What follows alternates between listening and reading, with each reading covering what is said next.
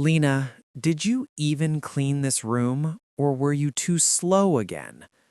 The voice cracked through the grand living room like a whip. Lena Carter froze mid-step, the laundry basket heavy in her arms. She had been standing in that same spot for nearly 20 years, yet every time the words hit, they still landed like the first time, sharp, humiliating, unavoidable. "Yes, Mrs. Harrington," Lena said quietly, lowering her eyes. "Don't yes me," Eleanor Harrington snapped, tapping her manicured nails against the arm of her leather chair. "I asked if you cleaned it properly, or do I need to start checking behind you like you're a child?" The television murmured in the background, tuned to a morning news show. Sunlight poured through the tall windows, warming everything it touched, everything except Lena. She stood still, her uniform neatly pressed, her back straight, her face calm in the way only long endurance could teach. 62 years old, arthritis in her hands, a knee that ached when rain came, and still she stood. "I cleaned it the same way I always do," Lena said gently. Eleanor scoffed. "That's exactly the problem." From the staircase, a younger voice joined in. "Mom, we're already late. Why is she even standing there arguing?" That was Daniel Harrington, 43 years old, successful attorney, never once called Lena by her name without being prompted. "She's holding us up," Daniel added, grabbing his keys. "Honestly, after all these years, you'd think she'd move faster." Lena felt the familiar tightening in her chest. 20 years. 20 years of mornings like this. 20 years of being spoken about instead of spoken to. 20 years of arriving before sunrise and leaving after dark, missing birthdays, funerals, school plays of children who were never hers, so she could raise children who barely noticed her existence. "I'll redo the room," Lena said softly. Eleanor waved a dismissive hand. "Just do it right this time." As Lena turned away, balancing the basket against her hip, she heard Eleanor mutter under her breath, "I don't know why we keep her. She's replaceable." Replaceable. The word followed Lena down the hallway, echoing off the polished floors. What Eleanor didn't know, what none of them knew, was that this was Lena's final week. After 20 years of silence, she had already written her retirement letter, and tucked inside it was a truth that would shake the Harrington family to its core. But for now, Lena kept walking, because that's what she had always done. The Harrington house was massive, 6 bedrooms, 4 bathrooms, walls lined with family portraits and awards, photos of graduations, weddings, magazine covers, proof of success, proof of legacy. Yet in none of those photos was Lena. She existed only in the background, the hands that polished the silver frames, the woman who cooked meals that healed arguments, the one who stayed up all night when fevers came, who learned each child's fears before they ever learned her story.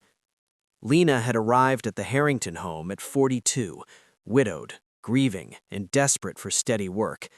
"Just cleaning," Eleanor had said back then. "Nothing personal." Lena nodded.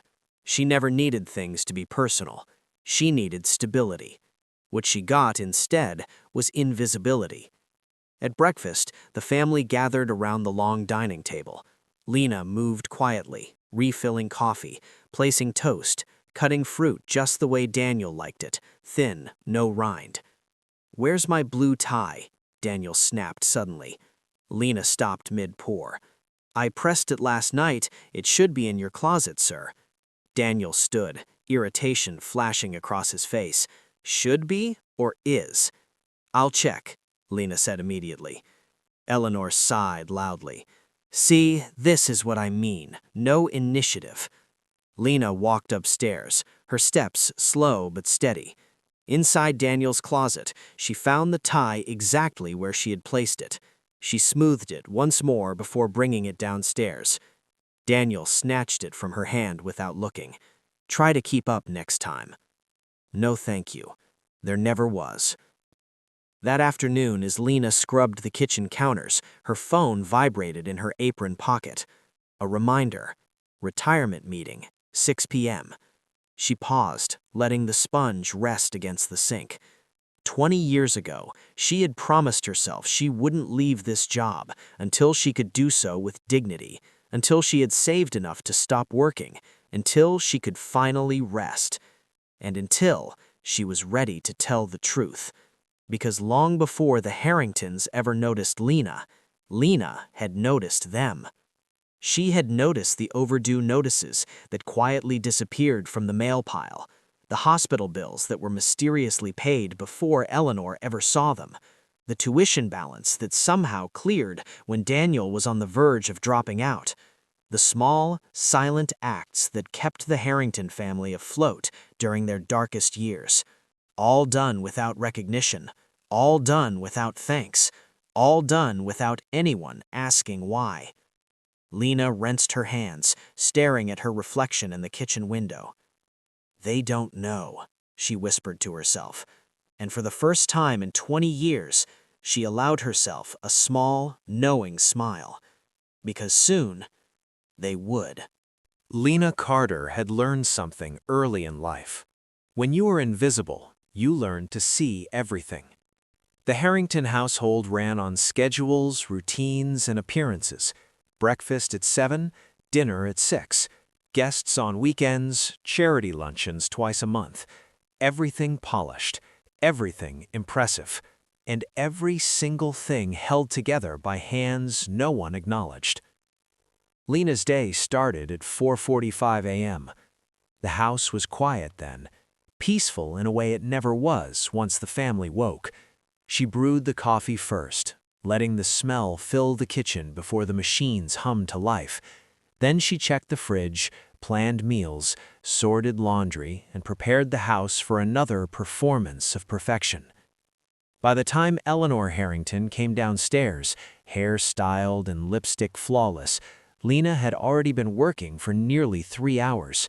Yet Eleanor never said good morning, not once in 20 years. "Eggs today," Eleanor would say flatly, scanning her phone. "No salt, the doctor." "Yes, ma'am," Lena always replied. Daniel and his sister Claire had grown up in that house. Lena had been there for scraped knees, science projects done at midnight, heartbreak soothed with warm soup and quiet listening. But to them, she was simply there, like furniture, like wallpaper, like something you stop noticing once it becomes permanent.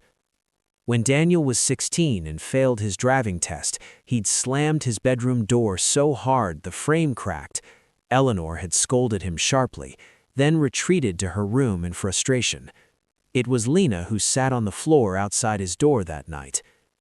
"You'll get it next time," she had said gently through the wood. "Everyone stumbles before they learn to drive straight."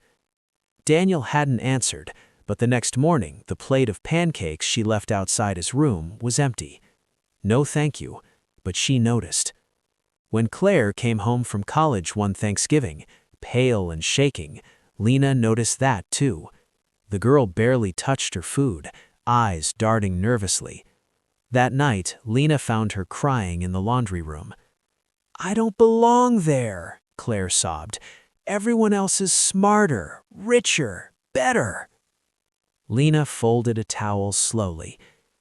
Belonging isn't about being better.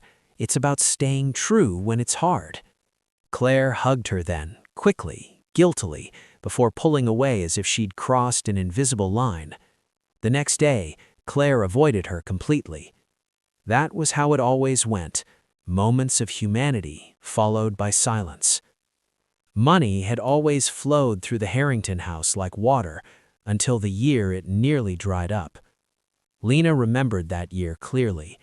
Daniel was in his final year of law school.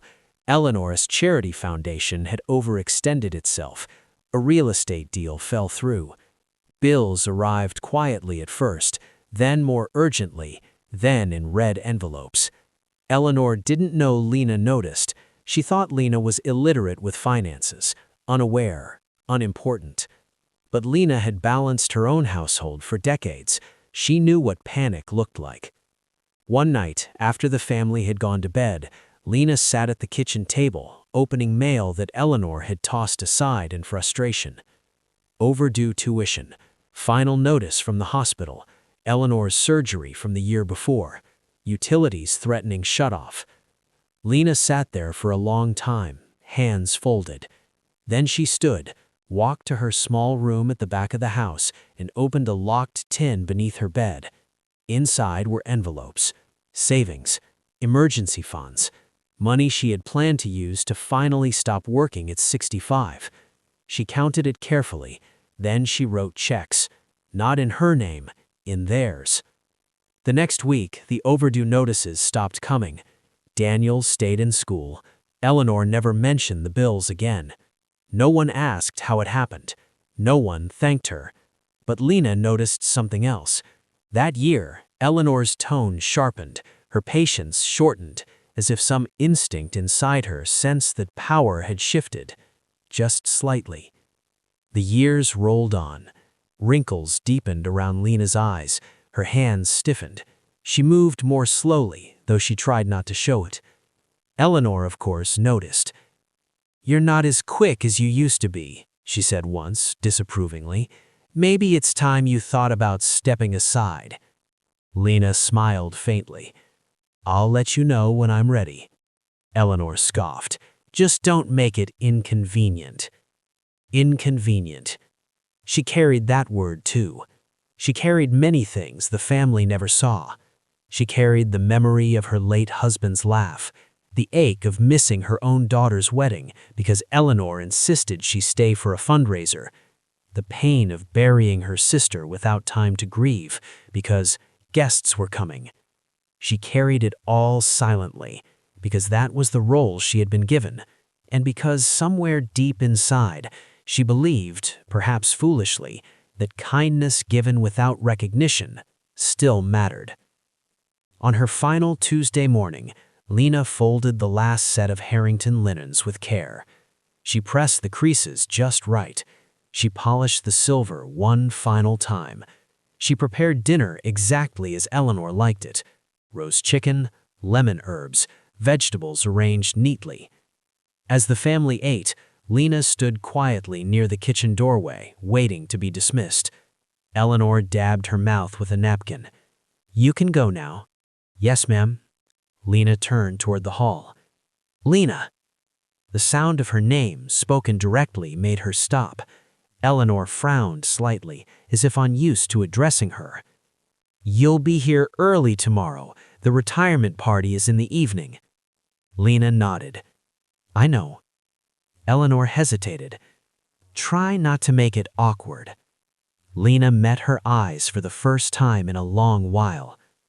"I won't," she said gently. But what Eleanor didn't understand is that awkwardness had already passed. Tomorrow wouldn't be awkward. It would be unforgettable. The night before Lena Carter's retirement, sleep did not come easily. She lay in her narrow bed at the back of the Harrington house, staring at the faint crack in the ceiling she had memorized years ago. The house was quiet except for the soft ticking of a clock down the hall and the distant hum of the refrigerator. 20 years. That was how long she had lived within these walls. 20 years of footsteps that weren't hers. 20 years of conversations that stopped when she entered a room. 20 years of knowing every corner of a house she would never truly belong to. Tomorrow, it would end. Lena turned onto her side and reached beneath her pillow, pulling out a small leather-bound notebook. It was old, the edges softened with time, the pages yellowed. She flipped it open slowly, her fingers lingering over the handwriting inside. Dates, numbers, names, carefully written, meticulously tracked. To anyone else, it would look like notes. To Lena, it was memory made tangible. She traced a finger over one entry. Daniel, tuition shortfall, $8,450. Paid. Another page. Hospital balance, Eleanor Harrington. Surgery recovery, $12,200. Paid. Another. Mortgage adjustment, Harrington Estate.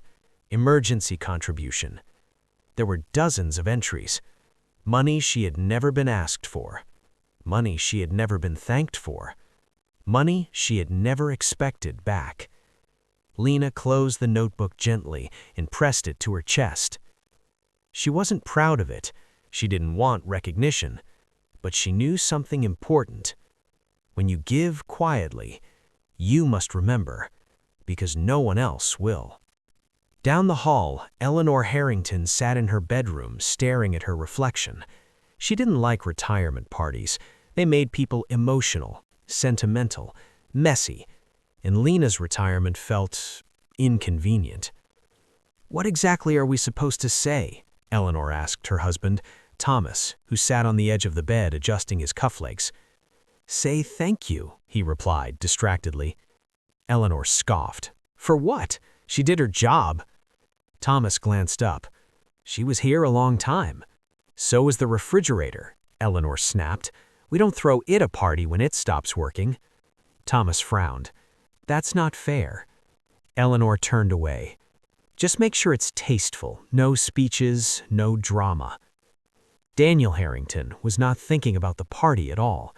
He sat alone in his office downtown, long after his staff had gone home, staring at a framed photo on his desk. It showed him at 17, awkward smile, too big suit, standing beside Lena. She had insisted on taking the picture the night of his high school graduation. "You'll want to remember this," she'd said. At the time, he'd rolled his eyes. Now, the memory stirred something uncomfortable in his chest. Daniel couldn't explain why Lena's retirement unsettled him. Maybe because permanence was ending. Maybe because something inside him recognized, too late, how much she had always been there. When his phone buzzed, he almost ignored it. It was Claire. "Are you going tomorrow?" she asked. "To the party?" "Yes." "I guess," Daniel replied. "Why?" There was a pause. "I keep thinking, did we ever actually thank her?" Daniel leaned back in his chair. "For cleaning?" "For everything."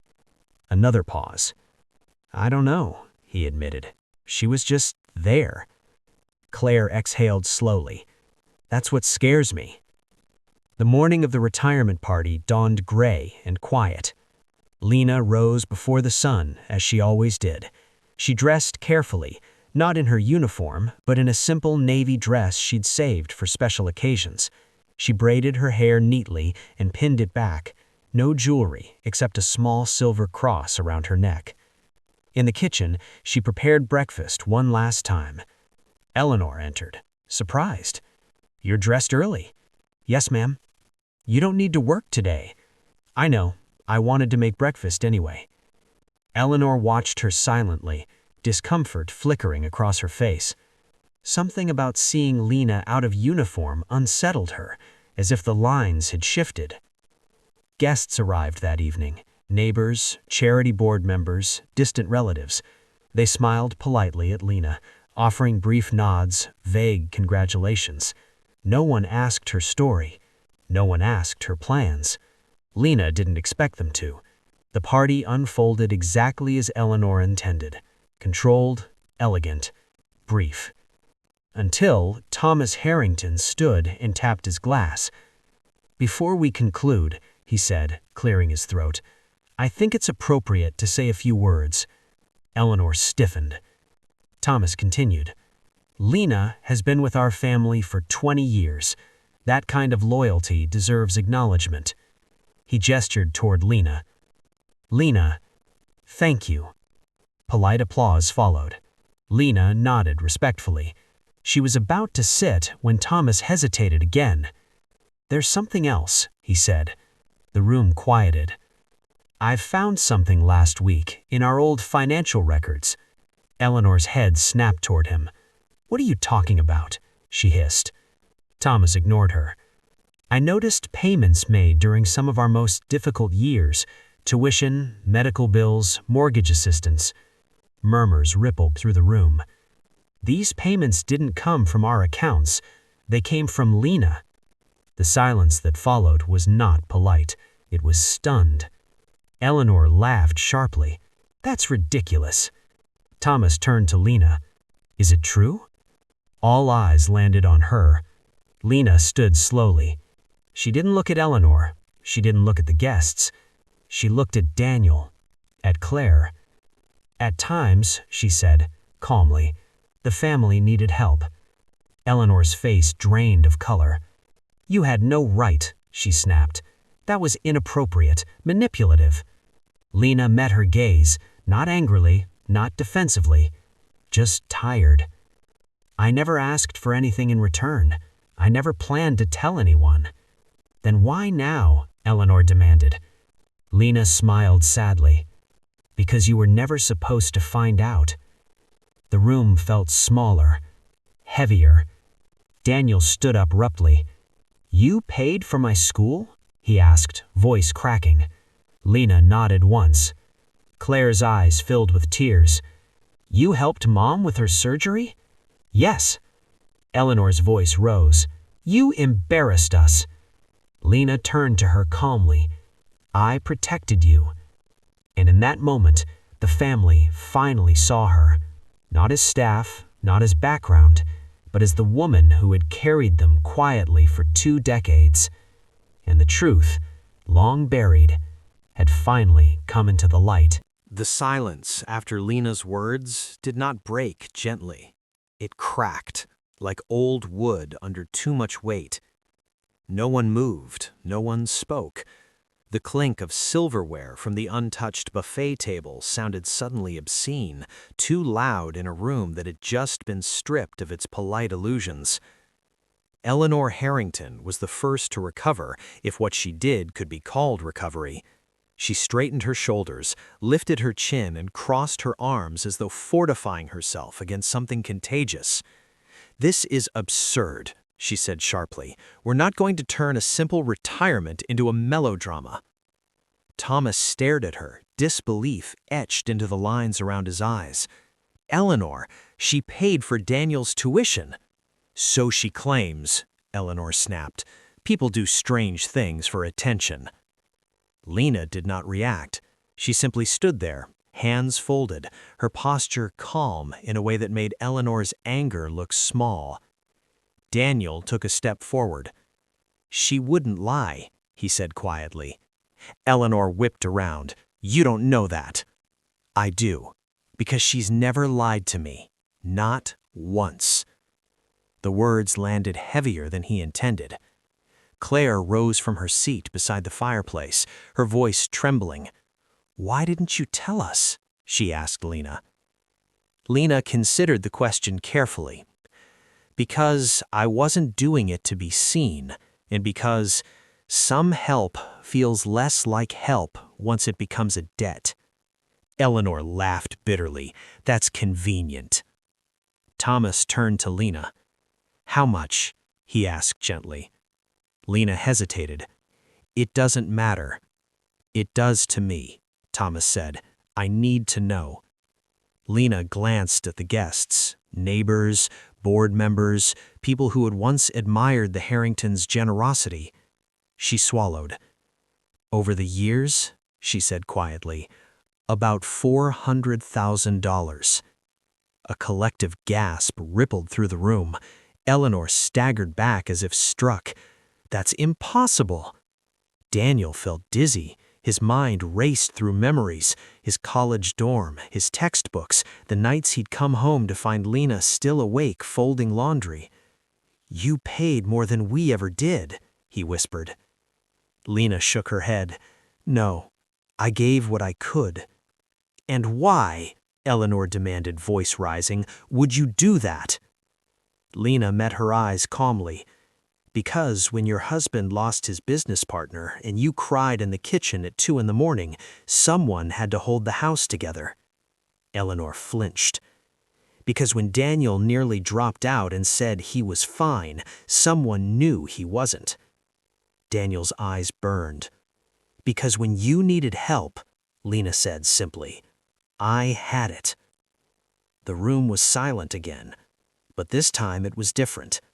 This silence was heavy with shame. Thomas lowered himself into a chair, his face pale. All these years, we thought we were supporting charities. Eleanor snapped. We did support charities. Yes, Thomas said quietly, but we ignored the one living under our roof. Eleanor's jaw tightened. She was paid. Lena finally responded, not angrily, not loudly. Yes, ma'am, I was paid. To clean, not to carry you. Daniel took another step forward. Why didn't you ever ask us for help? He asked her. Lena smiled faintly. You were already busy believing you had everything under control.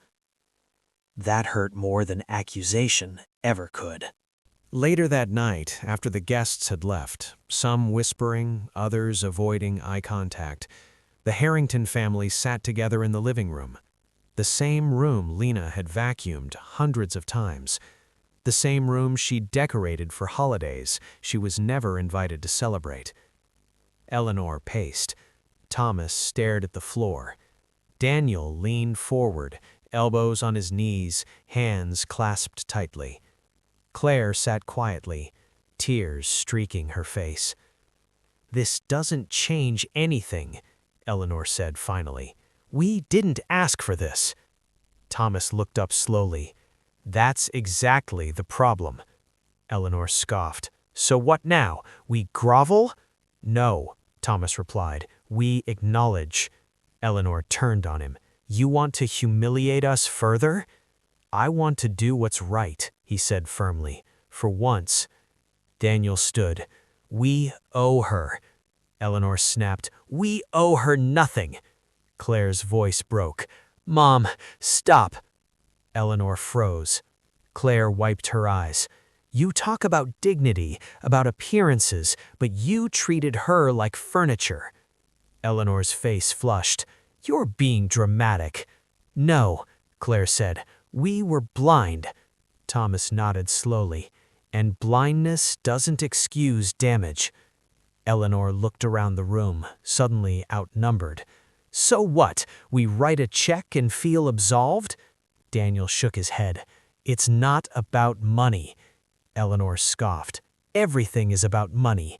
Daniel's voice rose. No, this is about who we've been. The next morning, Lena packed her few belongings. She folded her clothes carefully, just as she had folded theirs for 20 years. A knock came at her door. It was Thomas. I'm sorry, he said simply. She nodded. I don't expect forgiveness, but I want you to know, we failed you. Lena smiled gently. We all fail sometimes. You didn't, he said. She considered that. I did, she replied. I stayed quiet too long. Daniel appeared behind his father. Lena, he said, voice thick, please don't go yet. She met his eyes. It's time. He nodded slowly, understanding something that had taken him decades to learn. Thank you, he said. For what? She asked. For being the best of us. Lena left the Harrington house that morning without fanfare. No applause, no speeches, just quiet footsteps down a long driveway. But behind her, something irreversible had shifted. The family she left behind would never see their world the same way again, and they were only just beginning to understand the cost of what they had taken for granted. The Harrington house had never felt so exposed. Sunlight poured through the tall windows the next morning, illuminating dust motes that drifted lazily through the air, particles no one had ever noticed before because someone else had always cleaned them away. Someone who was gone now. Eleanor Harrington sat alone at the kitchen table, staring at the untouched cup of tea growing cold in her hands. The chair across from her, Lena's chair, stood empty. For 20 years, Lena had sat there early every morning, reviewing grocery lists, planning meals, quietly managing a household that had mistaken her silence for absence. Eleanor swallowed hard. For the first time, there was no one moving in the background. No quiet footsteps, no folded laundry, no steady presence holding the house together while the family lived as if stability were automatic. Thomas entered the room slowly, tie already loosened though the day had barely begun. "The board is calling," he said. Eleanor didn't look up. "Tell them I'm unavailable." "They know," Thomas replied. "They've seen the video." Her hand tightened around the cup. "What video?" Daniel appeared in the doorway, phone in hand, his face pale. "Someone recorded last night." Eleanor's breath caught. "Recorded what?" Daniel hesitated. "Your comments, Lena's speech, everything." Eleanor stood abruptly. "Who would do that?" Thomas answered quietly. "Anyone who realized what we looked like." Daniel turned the screen toward her. The headline glared back.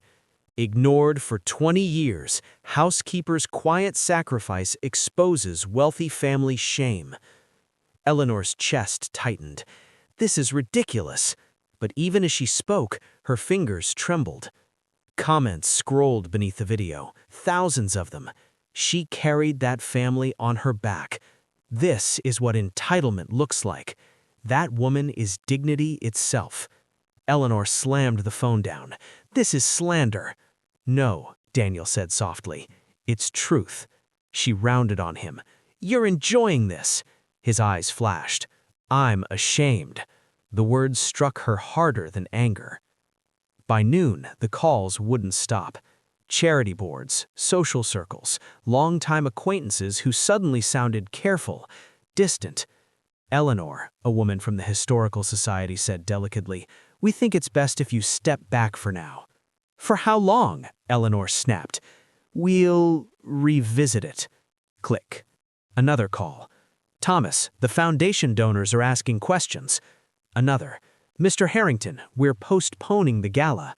Each call peeled away another layer of the family's carefully curated image. They had spent decades donating to causes, sponsoring buildings, attending banquets, and yet the one person who had given the most had gone unnoticed. And now everyone knew. Across town, Lena sat in a small, sunlit apartment that belonged to her sister Ruth. Ruth placed a cup of coffee in front of her. "You okay?" Lena nodded slowly. "I am now." Ruth hesitated. "You've been on the news." Lena sighed. "I didn't want that." "But you earned it," Ruth said gently. Lena shook her head. "I didn't do it for praise." Her phone buzzed. She glanced at the screen. Dozens of messages from unknown numbers. "Thank you for your strength. You remind me of my mother. You gave me hope." Lena turned the phone face down. "I just wanted peace," she murmured. Ruth reached across the table and squeezed her hand. "Sometimes peace comes after the storm." Back at the Harrington house, Eleanor stood in front of the mirror in her bedroom. For years she had prided herself on composure, elegance, control. But the woman staring back at her now looked smaller, older. The reflection did not flatter her. Claire knocked softly. "Mom?" Eleanor didn't answer. "Mom," Claire said again. "I'm worried." Eleanor turned slowly. "Worried about what? Our reputation?" "No," Claire said. "About you." Eleanor laughed bitterly. "I'm being crucified." Claire's voice trembled. "Because we let someone suffer quietly for 2 decades. Eleanor's eyes hardened. "She chose to stay." "So did we choose to ignore her," Claire replied. Eleanor's lips parted, then closed again. Claire continued. "I keep thinking about how she helped me when I was sick, how she covered for me when I missed school, how she paid for my books." Eleanor's shoulders sagged. "Why didn't I see it?" Eleanor had no answer, because seeing would have required humility, and humility had never fit into the Harrington image. That evening, Thomas sat alone in his study, surrounded by awards and plaques. They suddenly felt absurd. He opened a drawer and pulled out an old envelope Lena had once handed him years ago. Inside was a receipt, tuition payment, neatly filed. He had assumed it was administrative. Now he understood.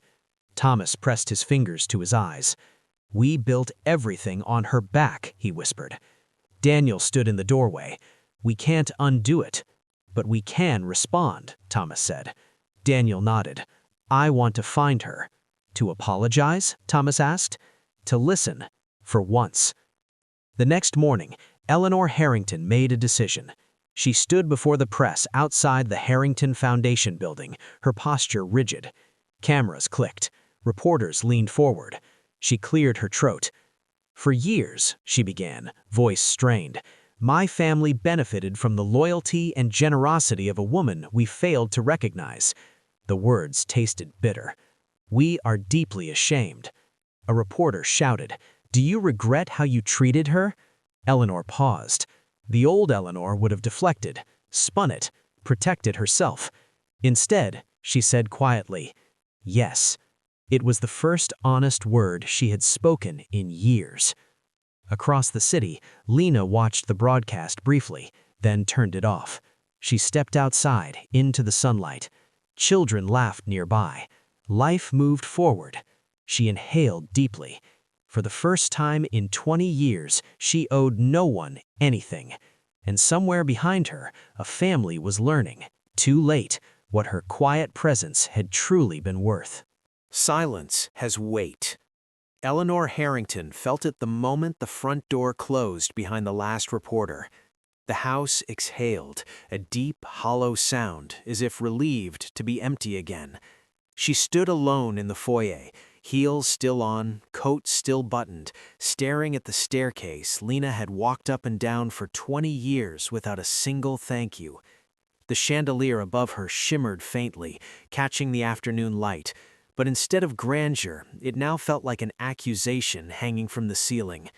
No footsteps followed her. No gentle voice asked if she needed tea. No presence softened the sharp edges of the house. For the first time in her adult life, Eleanor Harrington was alone in a house full of people's expectations and no one to absorb them for her. She slipped off her shoes and set them down carefully, the way Lena always had. The thought stung. The backlash didn't explode all at once. It crept. Friends stopped calling. Invitations disappeared. Her name, once spoken with admiration in charity circles, now came with hesitation. At the country club, conversations paused when she entered. Polite smiles replaced warmth. Eleanor sat through a luncheon where two women she'd known for decades discussed a fundraiser, one she had shared for years, without acknowledging her presence. She realized then that reputation wasn't lost in a dramatic fall. It eroded quietly, the same way Lena had endured. At the Harrington Foundation, staff avoided her eyes. Her assistant, Melissa, cleared her throat nervously when Eleanor stepped into her office. "The board would like you to take a temporary leave," Melissa said softly. "How temporary?" Eleanor asked. Melissa hesitated. "Until things settle." Eleanor nodded stiffly. She walked out without another word. In the elevator, she caught her reflection in the mirrored walls.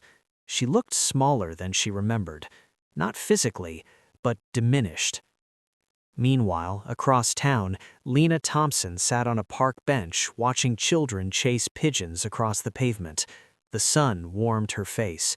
For the first time in years, she didn't feel rushed. Her phone buzzed again, another message from someone she didn't know. "My grandmother worked her whole life and was never thanked. You spoke for her." Lena closed her eyes. She hadn't meant to speak for anyone but herself, but maybe silence had been speaking through her all along. Ruth joined her on the bench, handing her a paper bag. "Sweet potato pie, your recipe." Lena smiled. "You remembered." "I always do." They sat quietly.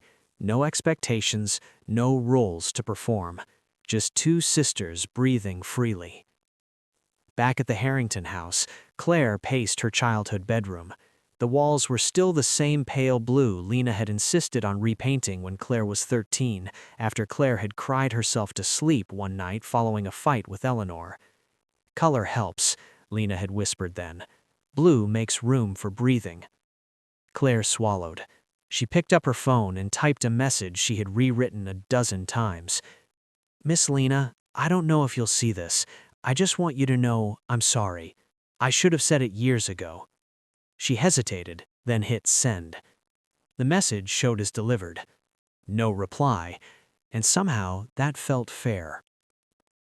Thomas Harrington tried to fix things the only way he knew how, with action.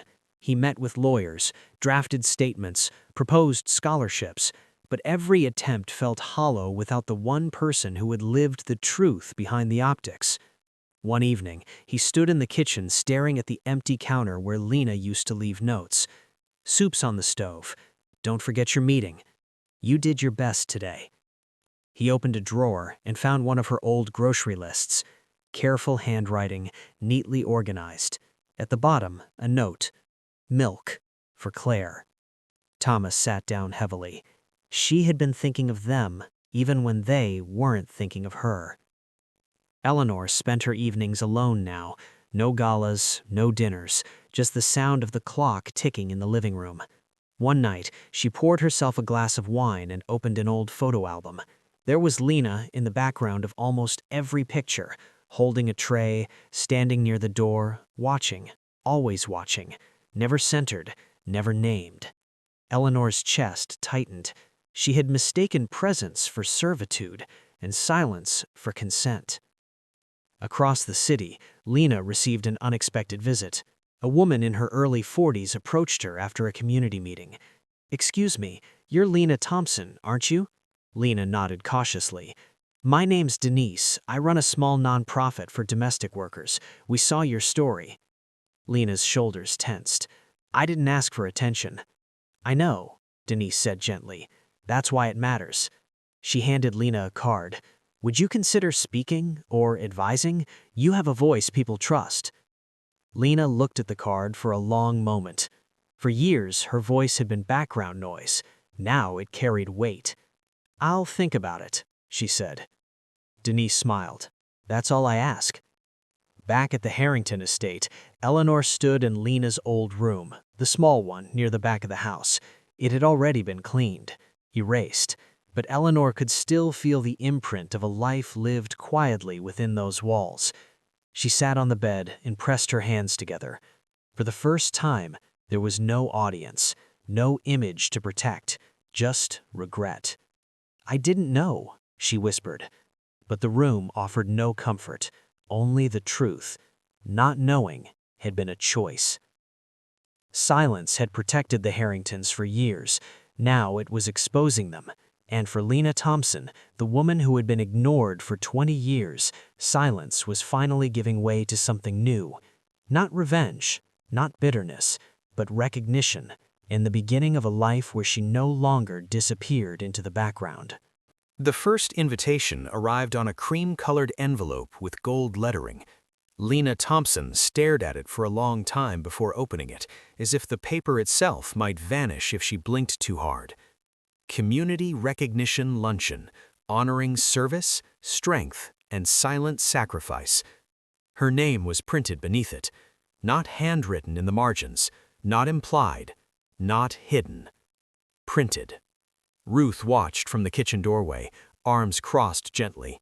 "You don't have to go," she said. "You know that, right?" Lena nodded. "I know." But her fingers traced the envelope again, slower this time. For 20 years, she had entered rooms through back doors, kitchens, laundry rooms, service entrances marked staff only. Now, someone was asking her to walk in through the front. The luncheon was held in a modest hotel ballroom downtown, nothing like the crystal halls Eleanor Harrington favored, but it was full. Too full. Lena paused just inside the entrance, her breath catching as dozens of heads turned toward her. Applause followed. Not polite clapping, not restrained acknowledgement. Standing applause. Her knees almost gave out. Ruth squeezed her hand. "Go on," she whispered. "They're not clapping at you. They're clapping for you." Lena took a step, then another. Each one felt heavier than the last, not because of fear, but because of the weight of all the years she had stood quietly while others were celebrated for lives she helped hold together. She sat at the table reserved for her, hands folded neatly in her lap. Old habit. The room settled. A woman at the podium cleared her throat. Today, we honor someone whose labor was never labeled extraordinary, even though it was, she said. Someone who showed up every day without applause, without acknowledgement, without expectation of reward. Lena's chest tightened. For 2 decades, Lena Thompson carried a family on her back without ever being named as part of it. Murmurs rippled through the room. We are here to say what should have been said long ago. The woman turned to Lena. Thank you. Tears slid down Lena's face before she could stop them. Across town, Eleanor Harrington watched the live stream alone on her tablet. She had told herself she wouldn't, that it would only reopen wounds. But when Lena's face appeared on the screen, calm, dignified, unbowed, Eleanor felt something inside her fracture. That woman once waited silently for Eleanor to finish phone calls before speaking. Now she stood in front of hundreds, being thanked by strangers for things Eleanor had never acknowledged. Thomas entered the room quietly and sat beside his wife. Neither spoke. They didn't need to. The reckoning was happening whether they participated or not. When Lena was invited to speak, she didn't approach the podium right away. She took a breath, then another. I don't know how to be honored, she said softly. I spent most of my life trying not to be noticed. The room stilled. I was taught that hard work was enough, that if I showed up, kept quiet, and did my job well, that was its own reward. She paused. But silence has a cost. People leaned forward. When you are unseen long enough, you start believing you don't matter. Her voice didn't shake. I stayed because I loved a child that wasn't mine, because I believed care, real care, mattered even if no one said so. Claire Harrington, watching from her apartment, covered her mouth with both hands. I don't regret the love, she continued, but I regret believing that love meant erasing myself. The applause afterwards was thunderous. The next morning, Lena's phone rang again and again. Community centers, universities, church groups. People wanted her story. Not the viral version, the real one. Lena declined most. She chose carefully. I don't want pity, she told Ruth. I want change. So she met with Denise again, then a lawyer, then a nonprofit board. Within weeks, Lena Thompson became the quiet backbone of an initiative advocating for domestic workers' rights, fair pay, acknowledgement, legal protection. No shouting, no dramatics, just truth spoken clearly. The Harrington name continued to suffer. Sponsors withdrew, boards restructured. Eleanor resigned from 2 positions she held for decades. At home, the silence deepened.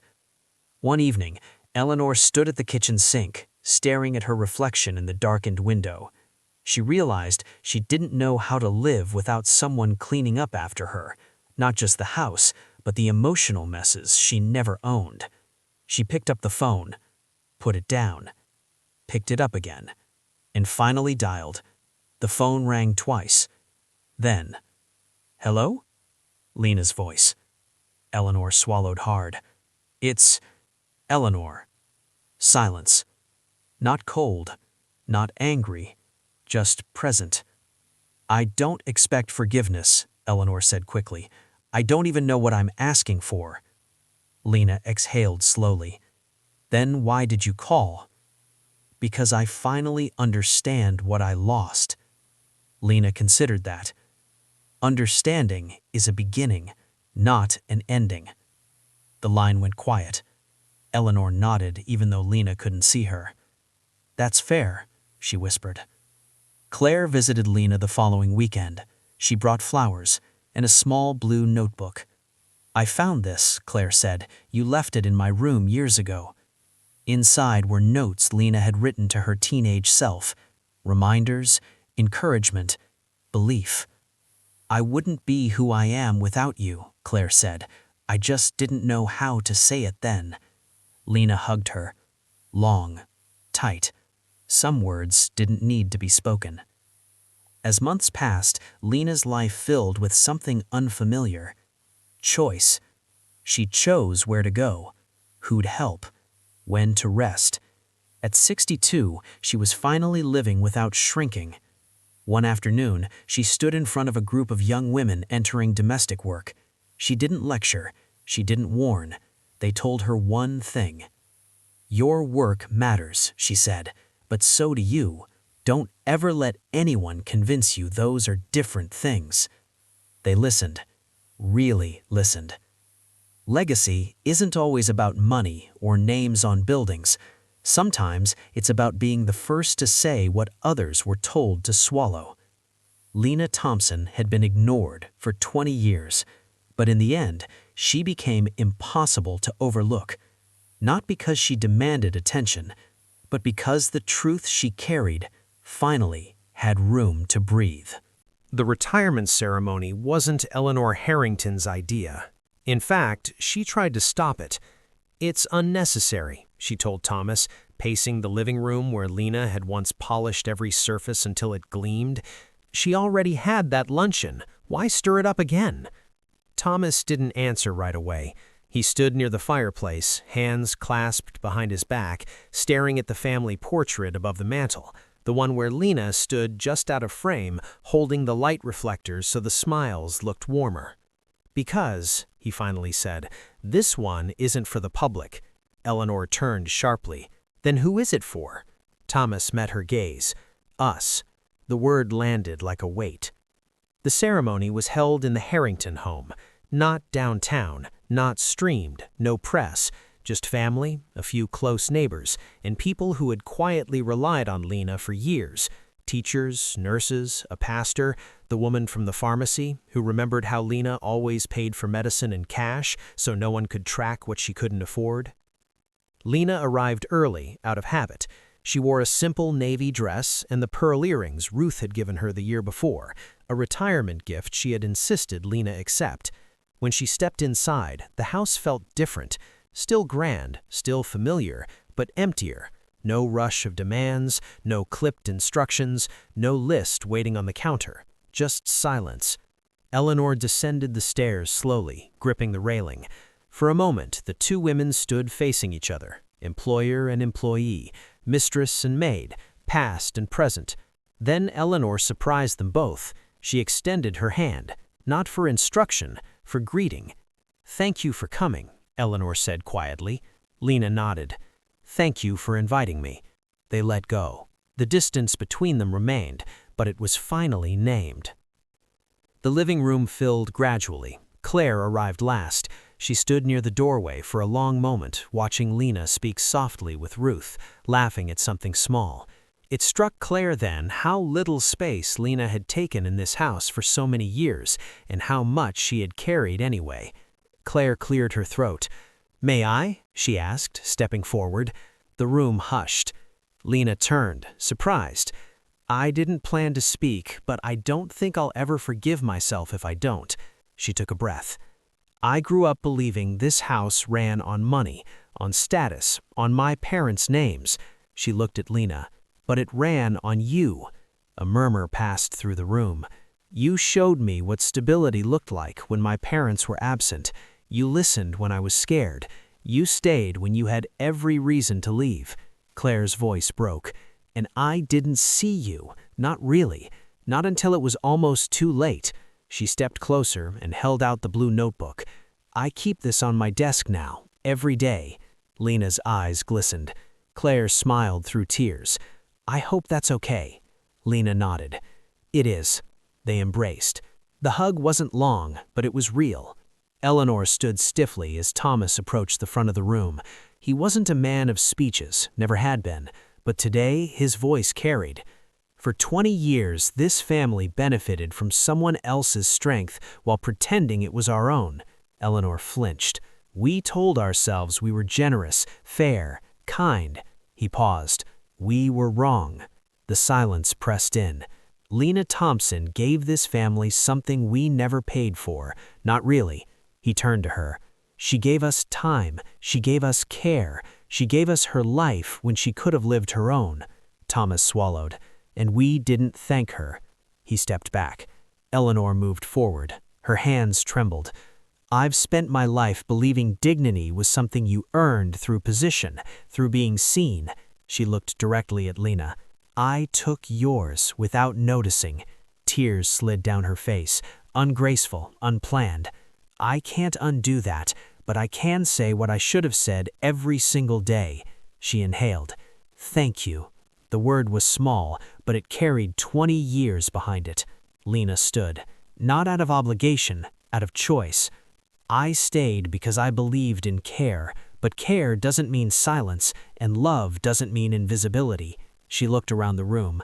I forgive what was done out of ignorance, but not what was done out of convenience.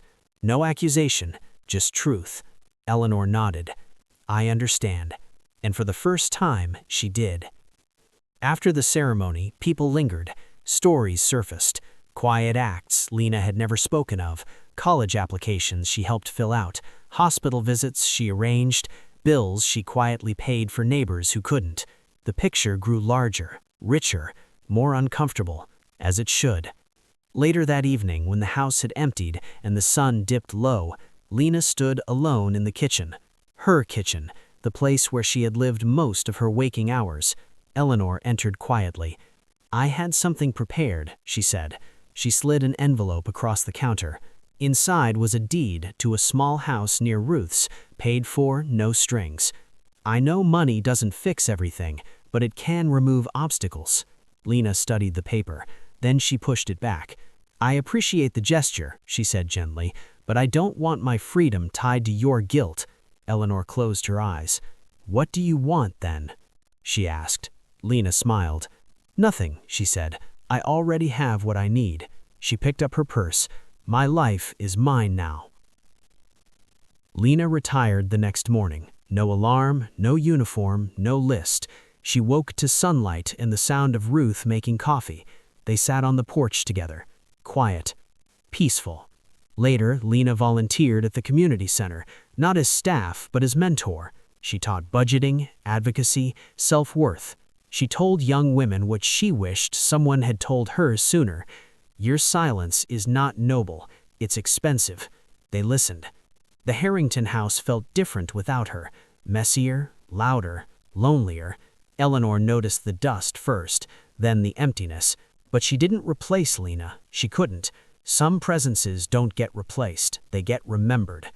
Years later, when Lena passed peacefully in her sleep, her obituary listed her simply. Lena Thompson, mother, mentor, advocate. She fed families, steadied children, and taught others how to stand without shrinking. No mention of titles, no mention of service, just truth. At the memorial, Claire spoke once more. She taught us that kindness isn't quiet, it's just often ignored. The room stood, and this time, no one looked away. Because some people don't retire from work, they retire from being unseen. And when that happens, the world changes.